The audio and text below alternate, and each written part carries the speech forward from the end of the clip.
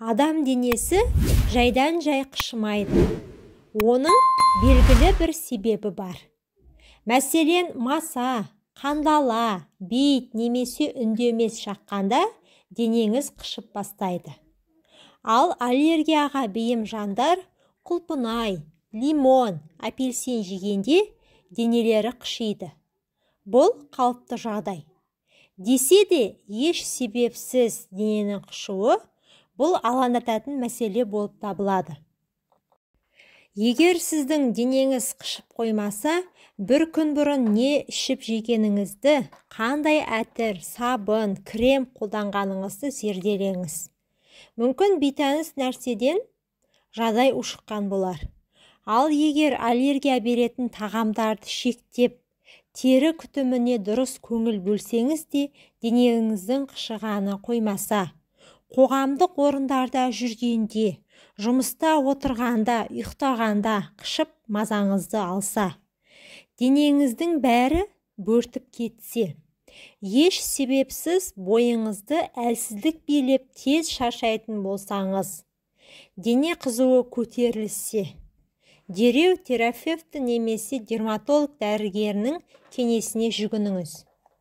Дененің еш себепсіз қышуы мына аурулардың себебінен болады. Бірінші, дәрі ішкеннен. Егер сіз қандай да бір дертті емдеу үшін дәрі ішіп жүрген болсаңыз, ағзаға кері әсер беруі мүмкін. Соның салдарынан денеңіз қызарып, бөртеді. Кейде бүкіл денеңіз қышып, маза бермейді. Көбінесе гипертонияға, холестерин деңгейін реттейтін және жүрек соғысын қалпына түсіретін дәріні мөлшерінен артық ішкен жағдайда дене қышиды. Екінші, жүктілік. Зерттеушілер әрбір 10 жүкті әйелдің 1-2-інде дене қышуы болады дейді. Себебі жүкті кезде болатын токсикоз қышыма секілді беріледі екен. Болашақ анада жүрек айну, лоқсу қысу болмағанымен дене қышып мазасын алады. Үшінші, жүйкенің бұзылысы. Тері ісінбей, бөртпей тек бір нәрсе жүргенде жыбырлап қышитын болса, сізге жүйкеңізді тексерту керек. Жүйке шаршап, сыр бере бастағанда денеде өзгерістер болады. Дененің еш себепсіз қышуы теміреткі, склероз, инсульт, ми мен жұлын ісіктері ауруының басты белгілері болуы мүмкін. Төртінші, психикалық бұзылыстар. Егер теріңіздің ішінде бір нәрсе жүргендей сезілсе, онда жүйкеңізді емдетіңіз. Бұл жағдай көбінесе депрессия алғанда, бойыңызды үрей билегенде, ашушандыққа бой алдырғанда, денеңізде бір нәрсе жыбырлағандай қышып мазалайды. Бесінші, қант диабеті. Бұл ауру да денеге қышыма белгісін береді. Денеңіз еш себепсіз қышып бастады ма, дереу қаныңыздағы қанттың деңгейін анықтаңыз. Өйткені қант диабеті ауруының ең алғашқы әрі қауіпті белгісі екенін ескеріңіз. Алтыншы, бауыр ауруы. Бауыр ауыра бастағанда да дене қышиды. Әсіресе гепатит, циррозға шалдыққанда дене өз-өзімен қышып, жағдайыңызды нашарлатады. Оған өт қышқылы шамадан артық көбеюі себеп болады. Салдарынан тері қыши бастайды.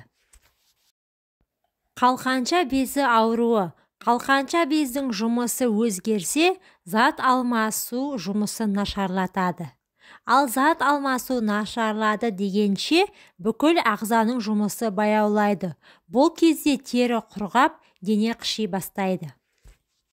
Келесі, темір тапшылығы. Ағзада темір азайған кезде дене қажетті мөлшерде эритроциттер мен оттегі тасымалдайтын маңызды гемоглобин ақуызын шығара алмайды. Нәтижесінде анемия пайда болады. Қаны аз адамның терісі бозарып қыши бастайды. Келесі, қатерлі ісік.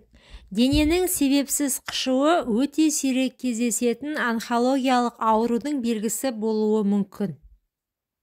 Мәселен, қан тамырлар жүйесі мен ұйқы безі қатерлі ісігінде дене қышып белгі береді. Егер жайсыз матадан киім кисеңіз, аллергиялық әсер беретін тағам жесеңіз, онда алаңдауға негіз жоқ. Дәрігермен кеңесе отырып ем жүргізесіз. Ал егер де еш себепсіз дене қышитын болса, қауіпті аурудың белгісі екенін білдіңіз. Назарларыңызға рахмет, пайдаларыңызға жарасын. Менің каналыма тіркеліп, видеоға лайк басуды ұмытпаңыздар.